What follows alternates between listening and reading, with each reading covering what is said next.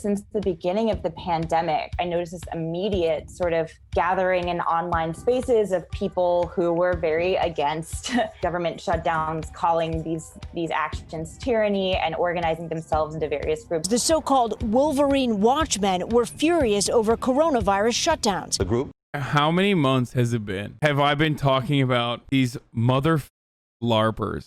It's almost been an entire year where we've been talking about how and even before that I was talking about how radicalization is getting to an alarming rate in the Republican Party, but for a year we've been talking about these militias keep saying they're gonna do some up shit. And then everyone was like, what? I can't believe the militias that said that they were going to be really violent acted on those urges in a really violent way. That's so shocking. But now it's time to act on the enemy. People need to have their battle rifles and everything ready at their bedsides.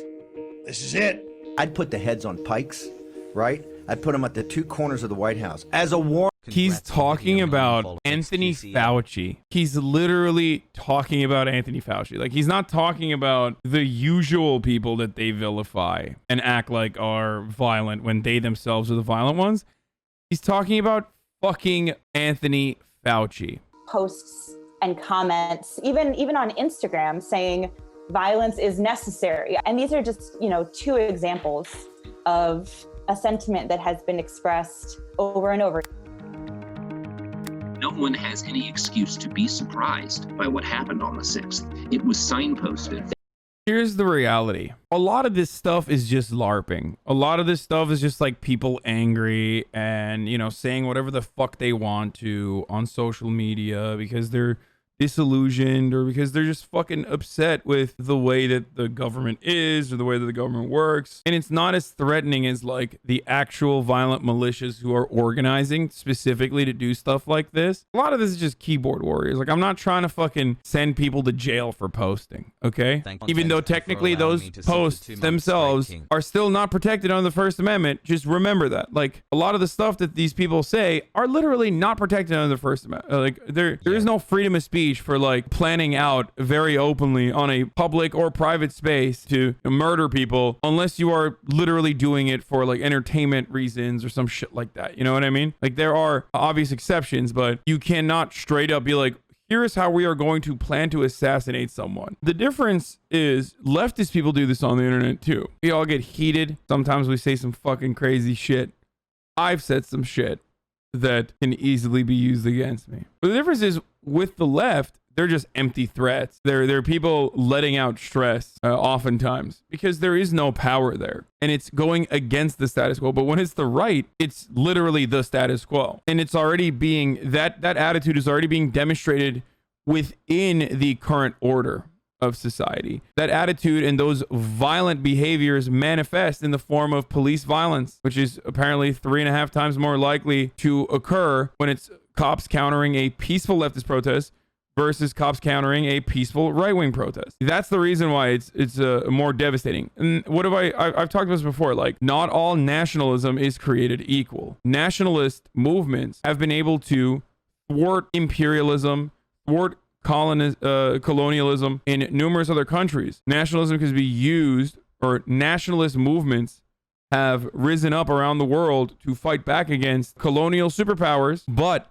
nationalism, when you are the colonial superpower, leads to fascism. This is the same. The principle holds. If you are the one who has all the power and yet you are feeling as though you are weak, or you're presenting yourself as though you are weak in an effort to justify additional violence upon those who you declare to be enemies, when there is already so much violence occurring in the present order that you have created, and it's fascism. You understand? That's the big difference between violence on the left and violence on the right, or violent statements on the left versus violent statements on the right. White nationalists will go and kill 30 Latino people in Walmart specifically to fucking kill them. Travel there and kill them. And that will be seen as a lone wolf attack. Not a lone wolf attack, sorry. That will be seen as a person, a kid who was mentally disturbed or something. But Antifa is the violence one. Antifa is the violent ideology, right? If you ask Americans, they're Antifa is so violent. Why? Why? Because they fucking broke Starbucks windows? Which one is infinitely and way more significantly more violent? Which ideology is more violent? People run around saying BLM and Antifa are terrorists. Well, holy shit. Antifa has 0 police kills. Right now, Trump supporters have more cop kills than fucking Antifa. So what happened? Who's more pro-cop? I think Antifa is probably more pro-cop than fucking Trump supporters are, I guess. For many, simply getting into the Capitol building was a victory. It didn't accomplish anything, but it made them feel good. For others, there was a much more sinister goal in mind. Remember the picture of the guy with the flex cuffs? At least some of the insurrectionists were hoping to take hostages. What they intended to do with them is anyone's guess. But judging by the fact that they were chanting, "Hang Mike Pence, the Republican vice president," it doesn't take much imagination to assume that they were perfectly willing and probably eager to harm. The person who's saying all culture war, no substance. What do you expect, dude? This is precisely what I was saying when it started happening. I was like, of course, if there was like an armed or at least like somewhat violent insurrectionist movement in this country, it would revolve around fucking protecting Applebee's or protecting the Applebee's of presidents, Donald Trump. And his like petty desires, his narcissistic desires of not wanting to look like a fucking fool. Just like, you know, most of the mobilization occurred in the beginning of fucking COVID, or directly as it relates to COVID. It wasn't fucking working class poor folk. It wasn't, you know, essential business workers. It wasn't frontline workers that were protesting.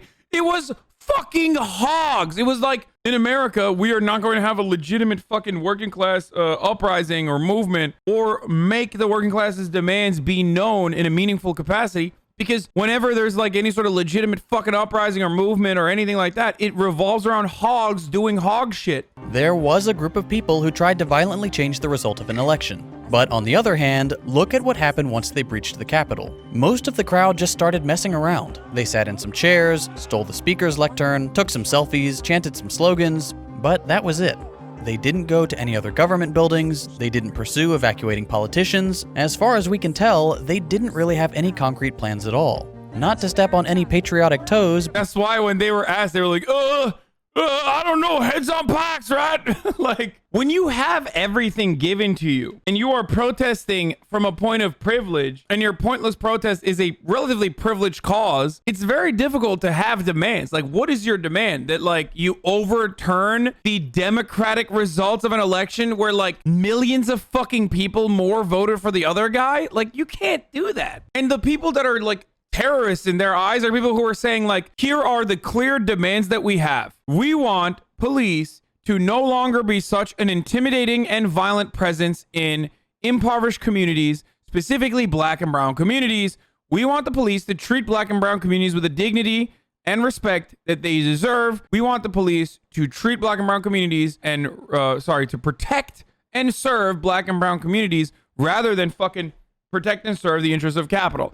Those are legitimate fucking demands. We're taking over the Capitol because we want to stop the Electoral College authorization. Well, okay. If burning down your own city meant you won the Super Bowl, the Eagles would win every year because they riot when they win and they riot when they lose. So it doesn't matter. Rioting and eating horse shit from a police horse, which is a real thing Eagles fans have done. I've seen it because people from Philadelphia are freaks. Oh, that was here in Cleveland? No, I'm pretty sure. No, they've done it in Eagle. They've done it in fucking Philly too. Oh, birds! Americans are such psychopaths that you don't know which city is famous for its sports fans eating a police officer's horse shit. Like, imagine that's the country we live in, boys. And now there's people in my chat saying, no, we did it first, motherfucker. Anyway, I digress, but the sports joke I was trying to make is that, like, the game is about who fucking secures more touchdowns and gets more points. It's not about protesting the game afterwards. It's too late at this point. You can protest all you want. It's not going to change the reality. 85 million people aren't going to be like, oh, I guess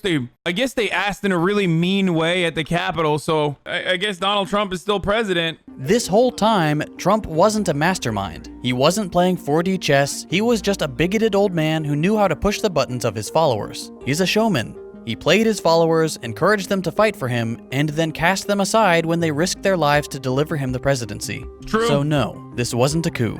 I suppose you could make the argument that if somehow they had actually captured the entire government, it would have been an actual coup because then they could have made real demands. But they didn't, and there's no indication that it was organized enough to do so. Nor were there any specific demands behind the slogan "Stop the Steal."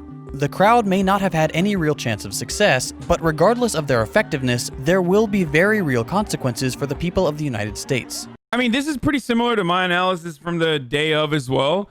No. He's not saying it's a stupid coup and that's why it's not a coup. It's more so an insurrection. And the reason for why it's more so an insurrection is not necessarily because they couldn't act out on desires, but there was a lack thereof of desires. Do you see what I'm saying? It's not only a coup if it's successful. There are plenty of failed coups that you still consider to be coups, right? That's why I use the term insurrection. A coup at least has like a clear-cut goal. And this is more like a mishmash of different spices of conservatism coming together to yell angrily about how they're upset that Donald Trump's fifis have been hurt. You know what I mean? Tech censorship affected the left far more than the right up until the Capitol Hill riot, because the US is vastly more afraid of communism than it is of fascism. All that aside, now that the right is getting a taste of the free market deciding not to put up with their nonsense, maybe we'll actually see a growing consensus that corporations have too much power. Perhaps more concerning than the social media crackdown is the new justification for state surveillance. The FBI are suddenly the good guys for trying to identify right-wing agitators. Many on the left are gleefully that's not good. turning in co-workers to the feds. And this is exactly what the powers that be want.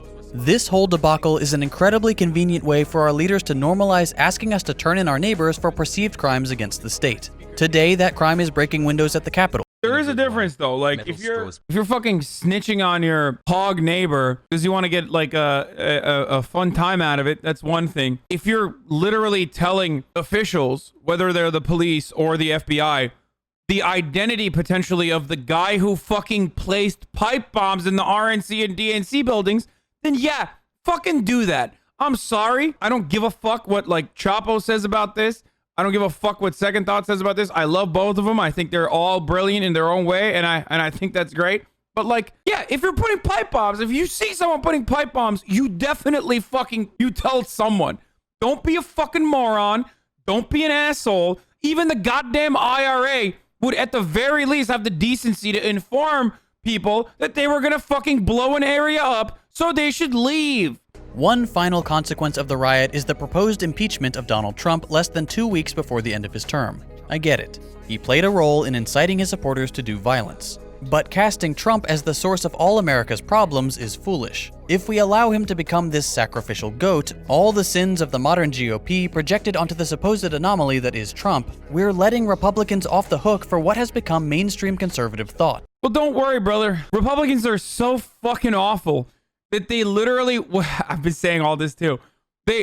Democrats are trying to offer an olive branch to the Republican Party by saying, come on, we can't keep doing this fucking dance if you don't just say Trump bad, just like we've been saying, so that we can go back to regular order of business. And the Republicans are like, fuck you. No, actually, Orange Man good. You're the bad one. You're the real terrorist. We are not even going to take the fucking olive branch you're giving us to all of a sudden allow us to fucking seem like we're somewhat different than Donald Trump. They're not even doing that. It's literally the bare minimum. That's why I've been saying, like, it's not just Donald Trump, it's the entirety of the Republican Party that is fundamentally broken. So all calls for fucking bipartisanship from the Democrats is also bullshit too. And not only is it bullshit, but luckily Republicans won't even do the bare minimum to clear their own name because they don't have to. Because they don't have to. Because you, Democrats, you're pussies. Okay? You're fucking pussies and you're cowards and you will never do anything. So they will keep fucking your wives. They will keep fucking your daughters. They will keep fucking your boyfriends and your husbands. They will keep doing whatever the fuck they want to do and you won't do shit. After this, do you think the Republicans will have a hard time getting reelected? No! 64% of Republicans say they stand by Donald Trump's decisions. A majority of Republicans still think that, like, Donald Trump is good. The grip of the state tightens with each new administration, Republican or Democrat. That being said, the Democrats have not yet instigated mobs to try to change the outcome of an election. The Republicans have done it twice in the last 2 decades, and they got their desired outcome in 2000. The last thing we need to consider is that there has to be nuance when discussing uprisings like this one. People will always try to judge things by a universal metric, saying things like, it is always bad to use direct action against the government. Resisting the government is not itself inherently wrong. It's what built this country. Okay, good. Again, we agree on literally everything. That's why I was saying, When this was originally happening, I was like, this will never happen. I don't care about the fucking walls of Congress being broken or anything like that. Just like there can be in the future or at some point or has happened throughout history where actions like this are done by militant labor. Those actions end up having very good and very desirable outcomes for all of us. One of those examples is literally the weekend. Another famous example of that, of labor militancy, in this circumstance, for example, is the abolition of child labor. These are all literally things that were fucking hard fought, okay? And deaths did occur. No, not the musician The Weekend, like the days of the week that are days where you don't have to work. And I know you The reason the Capitol insurrection was bad was not because of the nature of uprisings, but because its reasons were pointless and terrible. What would overturning the election results accomplish? Giving the loser of the election power, and that's it. Donald Trump has been an incompetent president. He's weakened our alliances with friendly nations, made new enemies, refused to make common sense reforms or pursue climate goals, disarmament, or any humanitarian projects, and has not materially improved the lives of average Americans in any way. Keeping Trump in power is a bad reason to storm the Capitol. Consider why other nations rise against their leaders. To oppose crippling austerity, to demand better healthcare or necessary reforms. Always things that materially improve the lives of the vast majority of citizens. It would be foolish to look at the Trump riot and a hypothetical uprising over healthcare and say, these two things are the same. We in America have completely lost our understanding of class struggle. I can't imagine a more counterproductive effort than trying to overthrow the government to keep the rich guy who did nothing for you in power. As a result, we've got increased police budgets, increased surveillance, a social media crackdown, and sweeping new, vague anti-terror legislation. If you're going to make a fuss, at least have concrete demands and make sure it's for a good reason. Healthcare is the obvious example that comes to mind in America because our healthcare system is the most expensive in the developed world, routinely bankrupts people, has the worst outcomes of any developed nation, and goes away completely when we lose our jobs, which we've found out is pretty devastating in the middle of a pandemic. So, to sum up a very long and frustrating topic, the Capitol riot was a foolish display of the worst tendencies of American politics. It exposed the ugly underbelly of modern conservatism, and the government response to it is also incredibly alarming. We are living in what's becoming more and more of a police state, with a petulant loser in charge of the nuclear arsenal, where half of Americans choose to cast their lot with bigots, racist, exploitative billionaires, and literal Nazis. We have no concept of what actual progress would look like, and the incoming administration is addicted to failure and terrified of actually having the power to govern. We're in a tough spot, and if the last week has proven anything, it's that the rest of the world is watching closely. I mentioned at the beginning of this video that this kind of content is supported by my patrons on Patreon. If you enjoy the kind of videos I'm producing and you're able to chip in even $1 a month, I would greatly appreciate the support. He deserves it, dude. He did, like, of course. I watch Second Thought videos all the time. Yes, it's a plastic straw. In the aftermath straw. of the Capitol. Yes, I'm using a plastic straw right now, which I reuse, by the way. But I'm using a plastic straw right now because I fucking hate the environment. Okay? Motherfuck the turtles, baby. You heard it here first. Fuck the turtles, dude.